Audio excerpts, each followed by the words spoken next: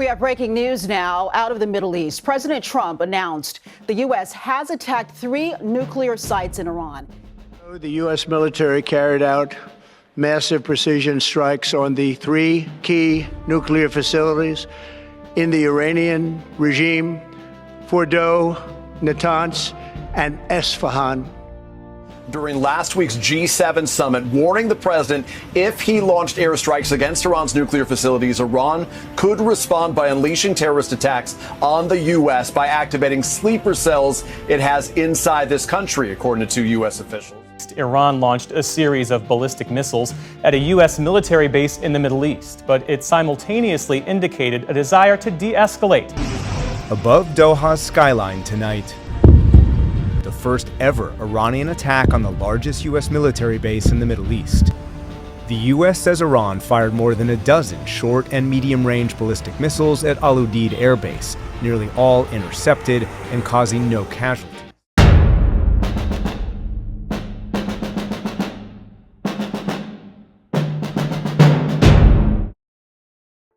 At midnight on Saturday, June 21st, 7 B-2 Spirit bombers took off from Whiteman Air Force Base in Missouri and headed east to take part in Operation Midnight Hammer.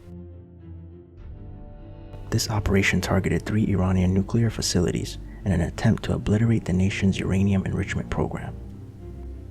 Operation Midnight Hammer involved 125 U.S. military attack and support aircraft, 75 precision-guided weapons, and at least 1 guided missile submarine. In this video, we will only include the cost of assets that we know were used in the operation. The calculation will be based exclusively on the information declassified and made public by the Department of Defense. The operation mainly targeted the Fordow uranium enrichment plant. This plant was hit with 12 GBU-57 massive ordnance penetrators, otherwise known as the bunker busters. This weapon can only be delivered by B-2 Spirit bombers.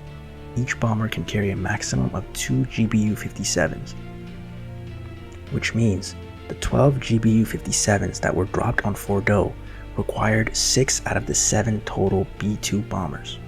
The last bomber dropped its payload on the Natanz nuclear facility.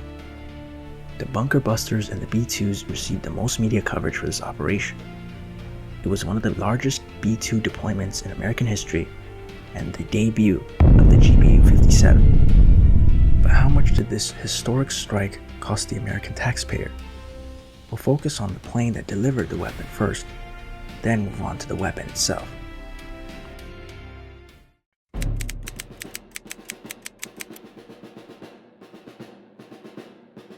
The B-2 Spirit had its first flight in 1989 and has a unit cost of $2.13 billion based on the total cost of the program to develop 21 B-2s. Since none of the B-2s were damaged or lost in the operation, we can just focus on the operating costs for the craft. 1 hour of flight with the B-2 costs roughly $65,000 in maintenance and operating costs. According to the President and the Department of Defense, during Operation Midnight Hammer, the B-2s had to fly for a continuous 36 hours with the assistance of dozens of aerial refueling tankers. Since we know the exact time of flight, this makes our calculation very simple. We have 7 B-2s with an operating cost of $65,000 an hour that each flew for a total of 36 hours. This gives us a total of 252 B-2 operating hours, which translates to a whopping $16,380,000 just to operate the B-2s in Operation Midnight Hammer. But considering this is the most expensive military aircraft ever made, the operating costs almost seem reasonable considering the length and magnitude of this mission.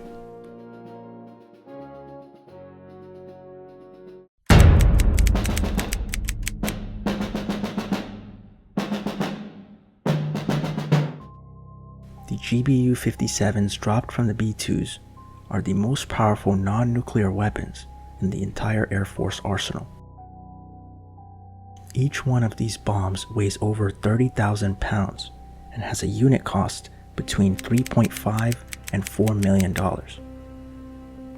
At approximately 6:40 p.m. Eastern Standard Time, 2:10 a.m. Iran time, the lead B-2 dropped 2 GBU-57 massive ordnance penetrator weapons on the first of several aim points at Fordo.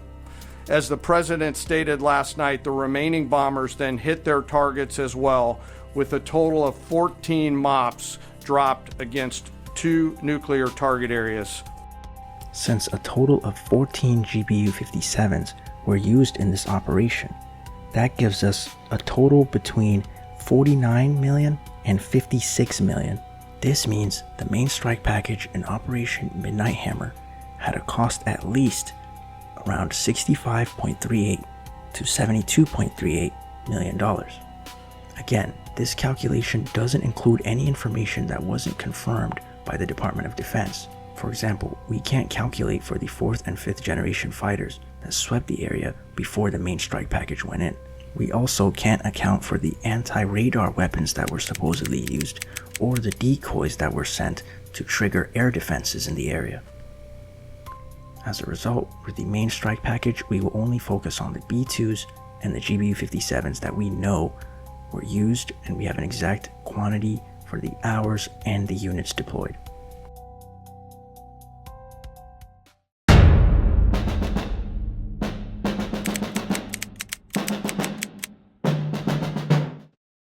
Operation Midnight Hammer also involved a guided missile submarine, which was likely the USS Georgia, which we know fired around 30 Tomahawk land attack missiles at key targets in Isfahan.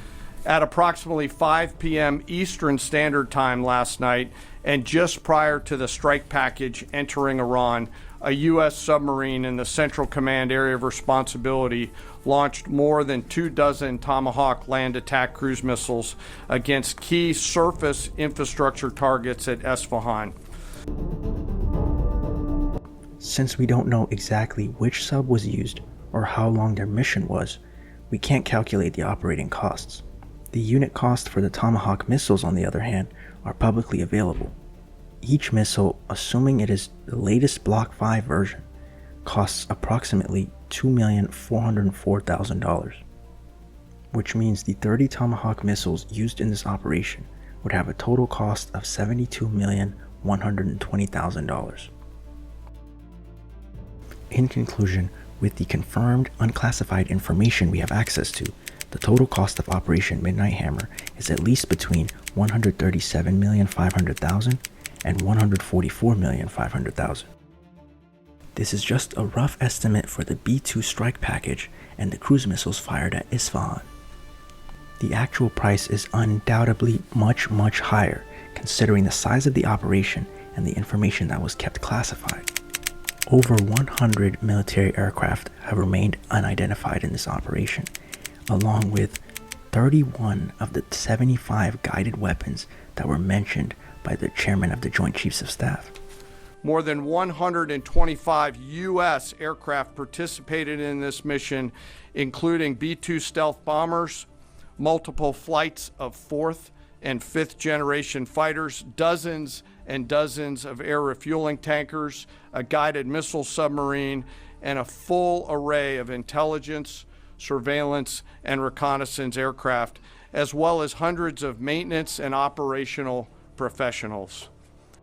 In total, U.S. forces employed approximately 75 precision-guided weapons during this operation. This included, as the president stated last night, 14 30,000-pound GBU-57 massive ordnance penetrators, marking the first ever operational use of this weapon. The Department of Defense also mentioned a number of B-2s that took off from Whiteman Air Force Base and headed west as a diversion from the main strike package, which means there are additional operating costs for those units that flew from Missouri all the way to Guam as part of this diversion.